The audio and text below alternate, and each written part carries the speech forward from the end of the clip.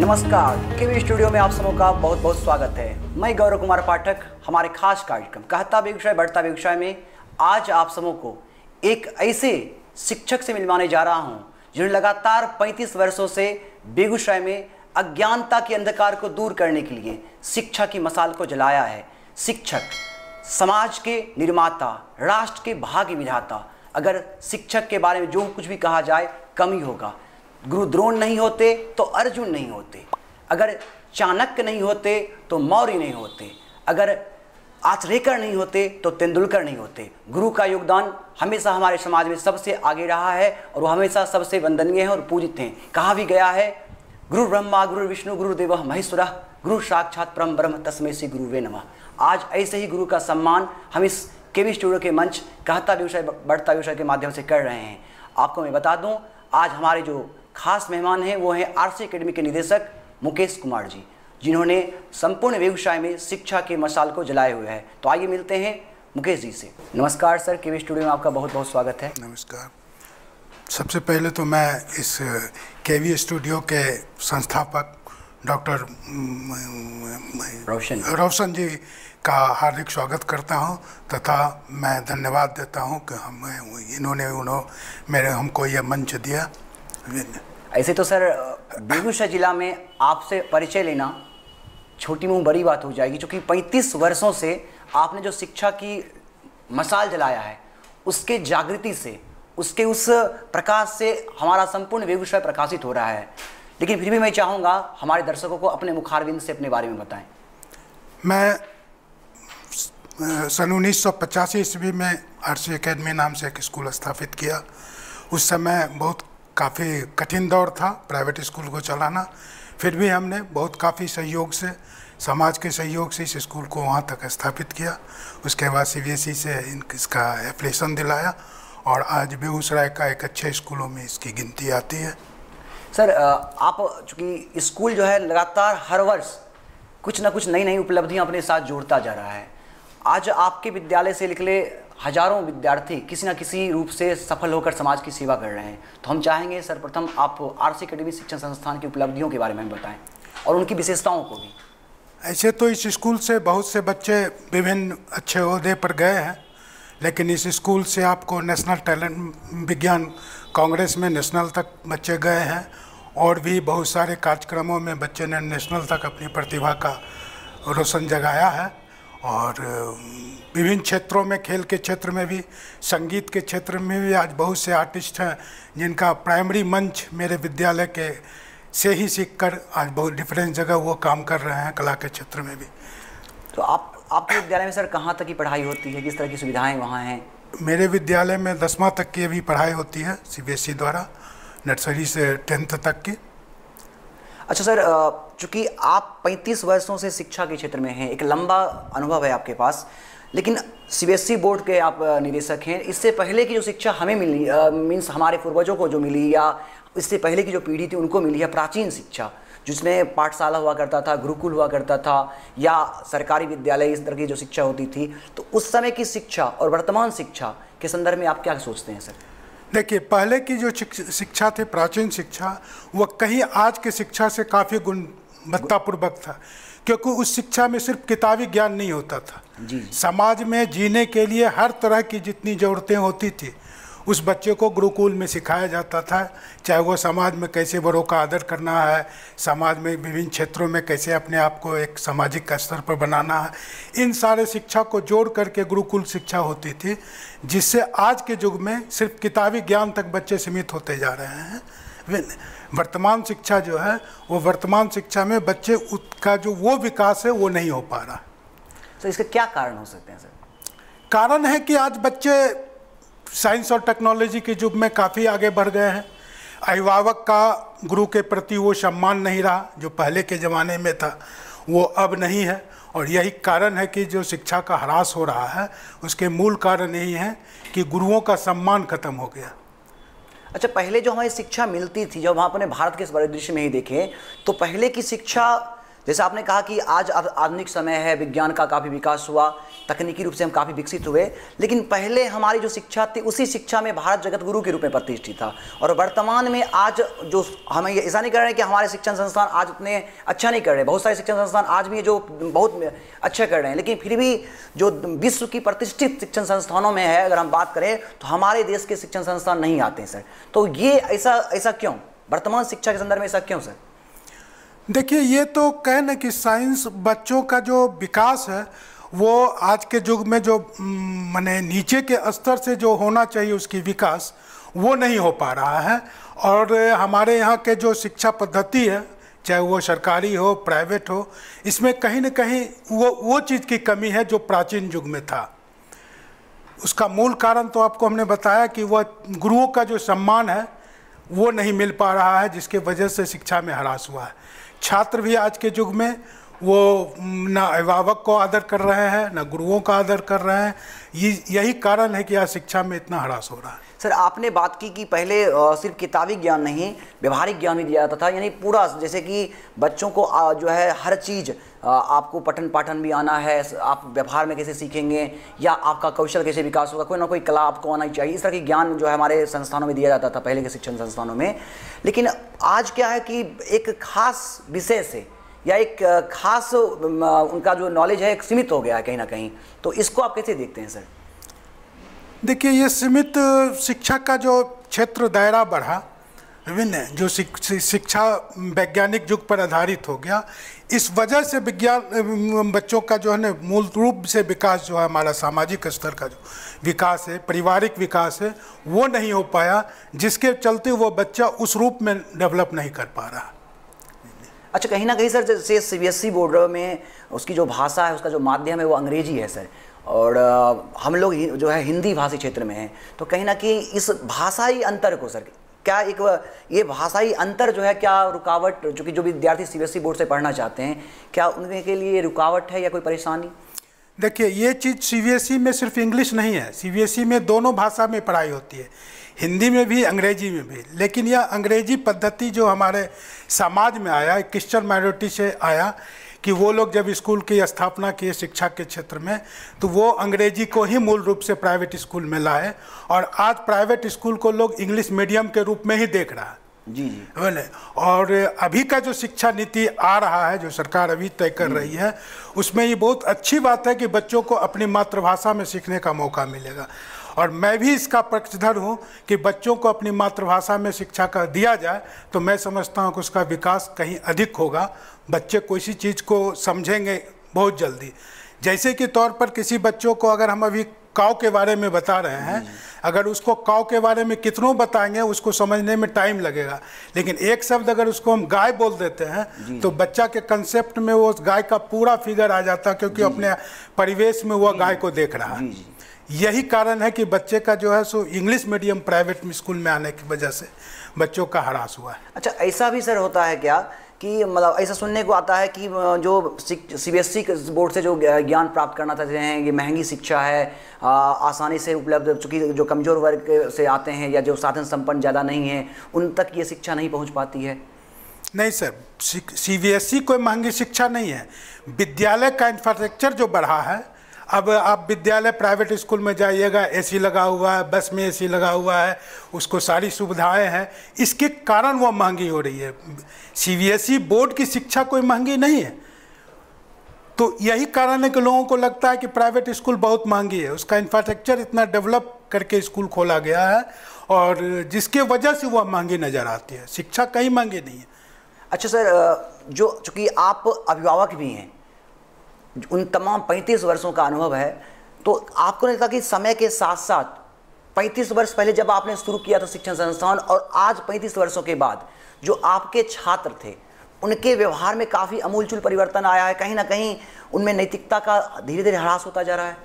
जी, ये अब पहले की जो बच्चे थे वह समझते थे, अभिभावक इंटरफेयर नहीं करते थे किसी चीज़ में। बच्चों को छोड़ देते थे शिक्षकों के पास, शिक्षक जैसे हो उसको सिखाया जाता था। लेकिन आज वो बात नहीं है।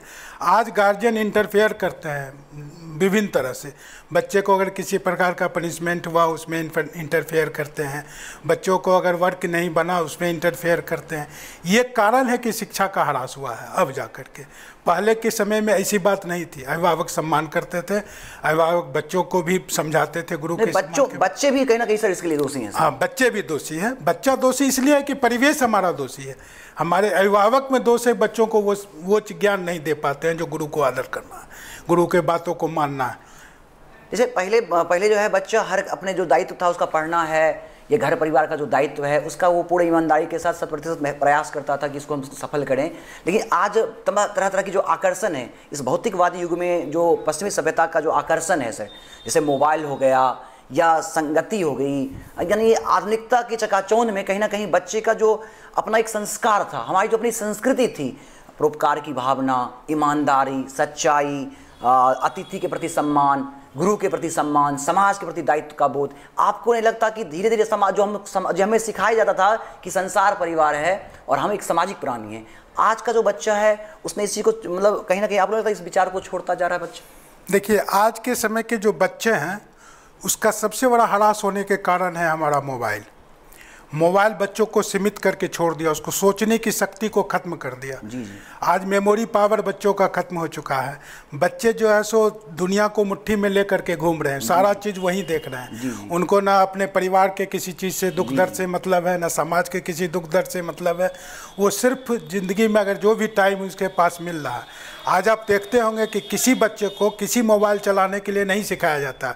कोई अभिभावक बैठ करके अपने बच्चों को मोबाइल चलाने नहीं सिखाते हैं, बशर्ते बच्चा से मोबाइल चलाने के लिए अभिभावक सीखते हैं। और बच्चे को वो अपना पूरा दिमाग उस पर लगा करके वह अपने दिमाग को संकुचित उतने तक लेकर चला आया है, जिसके चलते उसको सोचने की शक्ति खत्म हो गई है। और यही कारण है कि वो अपने समाज से, अपने परिवार से वह विलुप्त होता चला जा रहा है। अच्छा सर, जैसे आपने मोबाइल की बात कही, आधुनिक नए नए आविष्कार हुए हैं जिन्होंने हमारे जीवन में बदलाव लाया है, नैतिकता का जो ये ह्रास है सर, उसको दूर करने के लिए आपको नहीं लगता कि हमारा जो पहले हमारे जो सिलेबस थे उस सिलेबस में हमारे जो आदर्श हुआ करते थे, जो हमारे चाहे वो वेद हो, पुराण हो या हमारे जो धार्मिक ग्रंथ थे, उनकी सीख, उनके संदेश हमारे सिलेबस में शामिल हुआ करता था, आपको नहीं लगता कि आज उनकी जगह जो है तरह तरह की जो पश्चिमी सभ्यता की जो संस्कृति की जो दर्शन है उसको थोपा जा रहा है हमारे ऊपर? हाँ, ये है। हम लोग जो पहले अपने पूर्वजों का, अपने अच्छे संस्कार जो हमारे महापुरुष हुआ करते थे, महापुरुष के बारे में, उनकी जीवनी को पढ़ते थे, उस पर ध्यान देते थे।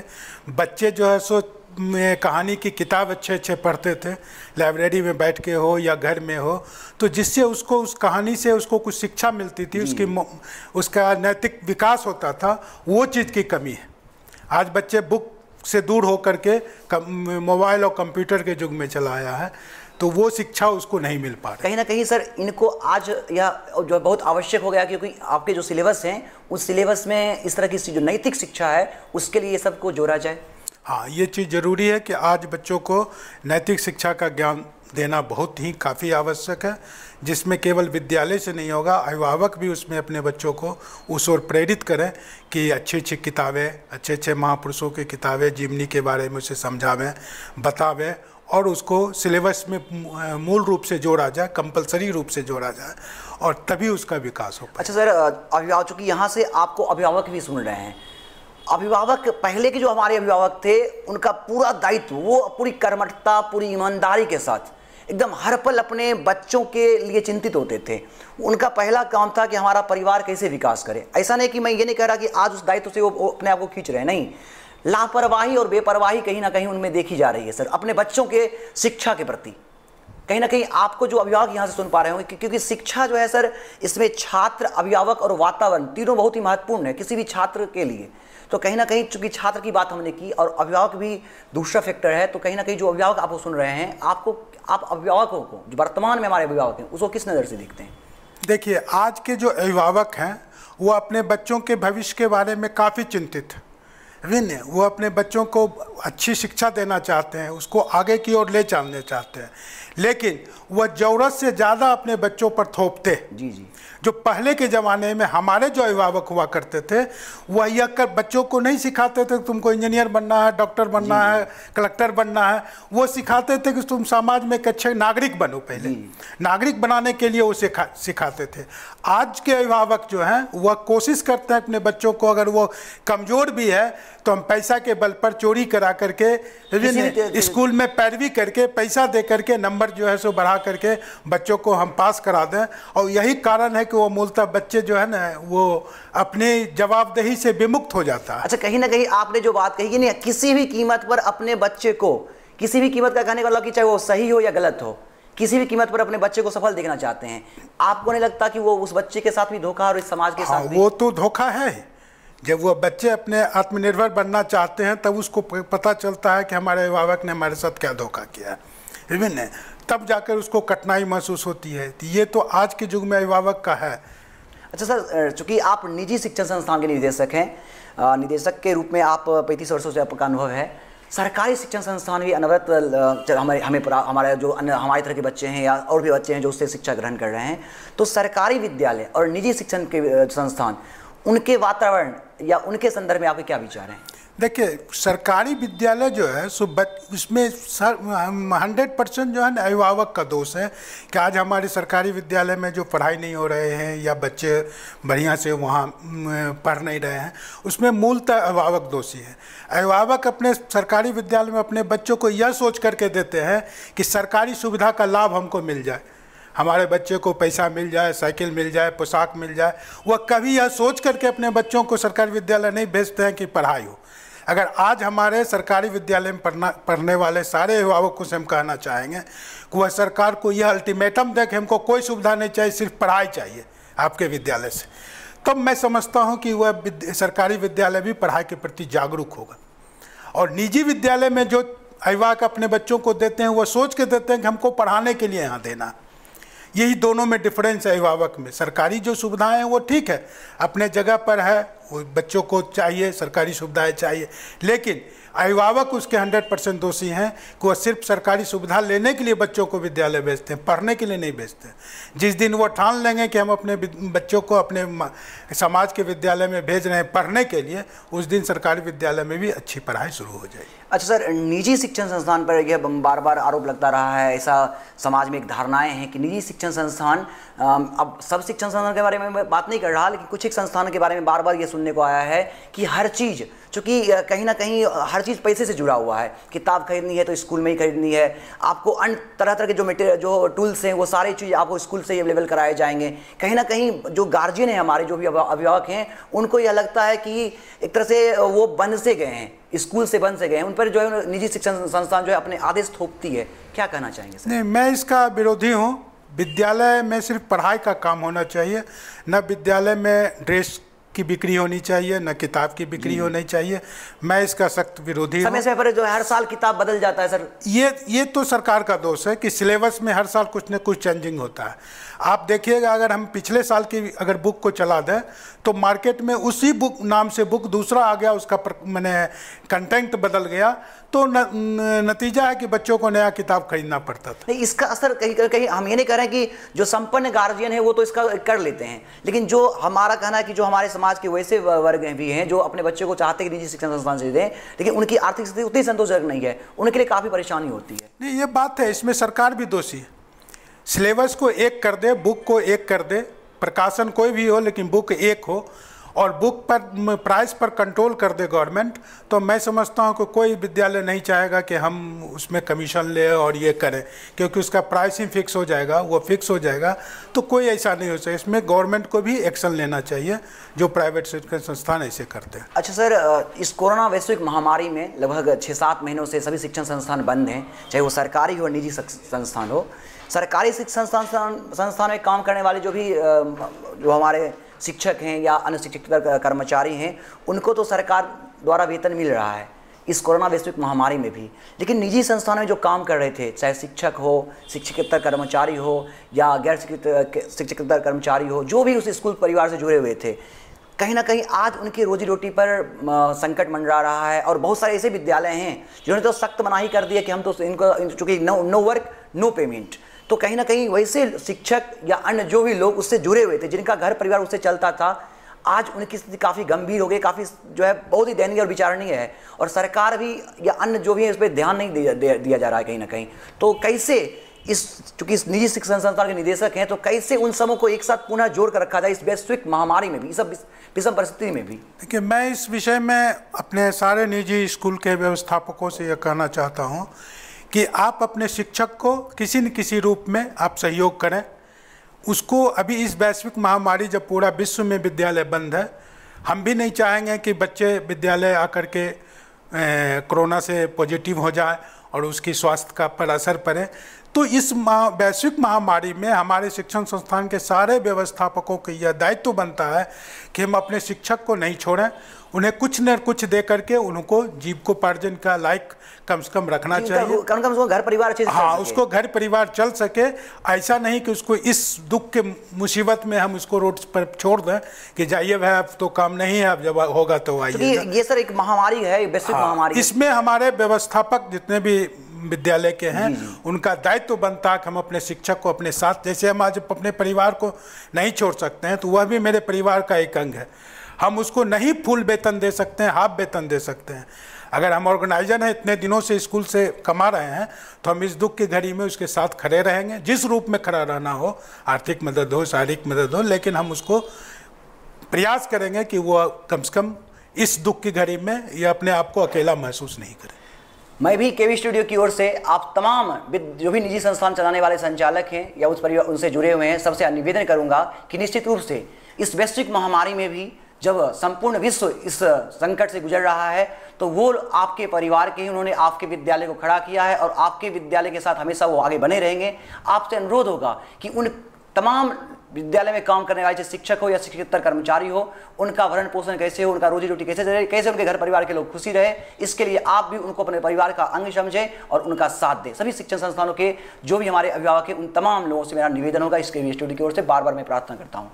अच्छा सर, अभिभावक की बात आपने बार बार कही, यहाँ इस मंच से आप अपने आशीर्वचन तो हमें देंगे ही, उन तमाम अभिभावकों से जो मैं चाहूँगा कि आप उनको संदेश दें किस प्रकार वो अपने बच्चों का राष्ट्र हित में, समाज हित में, चूँकि आप खुद को चाहते हैं कि हमारा बच्चा सीमित हो जाए, किस प्रकार वो समाज हित में करे, राष्ट्र हित में अपना योगदान दे, इसके लिए उन अभिभावकों को क्या संदेश देना चाहेंगे? मैं बेगूसराय के तमाम अभिभावकों को यह कहना चाहूँगा कि आप अपने बच्चों का भविष्य तय करने के लिए उस बच्चों पर अनावश्यक दबाव न डालें। बच्चे का रुझान देखें कि बच्चे किस ओर हमारे जाने लायक हैं, उसमें उसको आप प्रोत्साहित करें, आगे बढ़ाएं। साथ साथ हम अपने बच्चों को अपने जो पूर्वज हैं, हमारे जो महान पुरुष हैं, उनकी जीवनी को पढ़ावें, उन पर चलने का अमन करने के लिए सिखावें और सबसे पहले देशभक्ति की उसमें एक भावना बच्चों से पैदा करें, एक अच्छे नागरिक बनने के लिए उसे प्रेरित करें ताकि वो समाज में इज्जत कमा सके, अपने देश में इज्जत कमा सके, तो उसके बाद ही उसका सही विकास हो पाए। अच्छा सर, एक मैं ये जानना चाहूँगा आपसे कि आज के जो छात्र हैं उनके पास डिग्रियां बहुत ज़्यादा हैं लेकिन ज्ञान का अभाव है, योग्यता की बहुत कमी है सर। तो गुणवत्तापूर्ण शिक्षा कैसे हो और कैसे उन गुणवत्तापूर्ण से उनका कौशल का विकास हो ताकि वो आत्मनिर्भर भारत का हिस्सा बन सके? देखिए, अभी जो शिक्षा नीति गवर्नमेंट ला रही है, यह गवर्नमेंट की शिक्षा नीति गुणवत्तापूर्वक ही है। जिस क्षेत्र में बच्चे जाना चाहते हैं उस क्षेत्र की पढ़ाई होगी। अभी मैं अपने स्कूल के बारे में बताता हूं कि अटल थिंकिंग लैब के तहत हमारे विद्यालय को 20 लाख का अनुदान दिया गया है गवर्नमेंट की ओर से। उस 20 लाख में एक लैब एस्टेब्लिश्ड हो रहा है जो अभी कोरोना वैश्विक महामारी के चलते रुका हुआ है काम। तो उस लैब में बच्चे, यह जरूरी नहीं है कि सिर्फ मेरे विद्यालय के बच्चे उसमें सीखेंगे, किसी भी अन्य विद्यालय के बच्चे हों या विद्यालय के बच्चे नहीं भी हैं, वो समाज के बच्चे हैं, तो वो आकर के उस लैब में अपना रिसर्च कर सकते हैं। वो रिसर्च की सारी सामग्री उनको मुफ्त में विद्यालय द्वारा या उस लैब के द्वारा दिया जाएगा बच्चों को। बच्चे अगर किसी चीज़ के क्रिएटिव वर्क करते हैं, उनकी रुझान अगर क्रिएटिव वर्क की ओर है, कोई वो रिसर्च करना चाहते हैं, तो वो कर सकते हैं उसमें आकर के, और उससे उसका जो है सो नैतिक विकास भी होगा। और समाज में अगर उस चीज़ को अगर अप्रूव्ड मिल जाता है सरकार उसको अगर अप्रूव कर देती है तो बच्चे का भविष्य भी उज्जवल हो जाएगा। तो ऐसे जो योजना गवर्नमेंट की आ रही है जिससे बच्चे विभिन्न तरह के क्षेत्रों में वो अपना कर्तव्य दिखा सकते हैं, अपने आप को अपना नाम रोशन कर सकते हैं। जी बहुत बहुत धन्यवाद सर। निश्चित रूप से आपके विचार हम सबों को मिला और हम सभी इससे प्रेरित भी होंगे और हमारे तमाम इस जो भी दर्शक छात्र हो अभिभावक हो सभी आपके इस विचार से लाभान्वित होंगे। सर केवी स्टूडियो जिसको डॉक्टर रोशन सर ने एक मूर्त रूप दिया है, लगातार 4-5 महीनों से विभिन्न विधाओं में जो समाज के लिए कुछ करना चाहते हैं, चाहे वो साहित्य का क्षेत्र हो, चिकित्सा का क्षेत्र हो, खेल का क्षेत्र हो या अन्य जो भी क्षेत्र हैं, उन क्षेत्र में जो हमारे बेगूसराय के सीक्रेट स्टार हैं उसे एक मंच देने का काम किया है और आज उनकी आवाज़ बेगूसराय की आवाज़ बन रही है और ये आवाज़ कहीं ना कहीं समाज में जागृति ला रही है। तो केवी स्टूडियो और डॉक्टर रोशन सर के संदर्भ में क्या कहना चाहेंगे? मैं सबसे पहले डॉक्टर रोशन जी के संबंध में करना चाहूँगी, बेगूसराय के लिए इन्होंने यह चीज़ जो स्थापित किया है, मैं इनके पूरे परिवार को धन्यवाद देता हूं तथा इस केवी स्टूडियो में जितने लोग काम कर रहे हैं उनको धन्यवाद देता हूं कि बेगूसराय के लिए एक बहुत अच्छी चीज़ है। इससे जो भी क्षेत्र में किसी भी क्षेत्र में काम कर रहे हैं उनको अपनी बातों को कहने का मौका मिल रहा है। मैं पुनः इन सारे लोगों को धन्यवाद देता हूं तथा मैं कामना करता हूं कि यह केवी न्यूज़ जो है यह बेगूसराय के लिए एक मिसाल बने और बेगूसराय ही नहीं पूरे देश में इसकी नाम हो। बहुत बहुत धन्यवाद सर कि आप इतने व्यस्त रहते हैं फिर भी आपने हमारे स्टूडियो को अपना समय दिया, अपने विचार से हमें लाभान्वित किया। बहुत बहुत आभार आपका सर। आपको भी धन्यवाद। तो अभी आपने सुना आरसी एकेडमी के निदेशक महोदय मुकेश जी के विचार। इन्होंने आप तमाम अभिभावकों से यह निवेदन भी किया है, अपील किया है कि आप अपने बच्चों पर अपने निर्णय थोपे नहीं, वो कुछ बने ना बने, नेक इंसान जरूर बने और नेक इंसान बनकर समाज और राष्ट्र का जो है विकास करें, अपना योगदान दें। और साथ ही साथ इनके विचार से हम सब जरूर प्रेरित हुए होंगे। इस तरह के विद्वज्जन हमारे समाज के धरोहर हैं, इस तरह के लोगों के विचार हम कहता बेगूसराय बढ़ता बेगूसराय की इस मुहिम में लेते रहेंगे।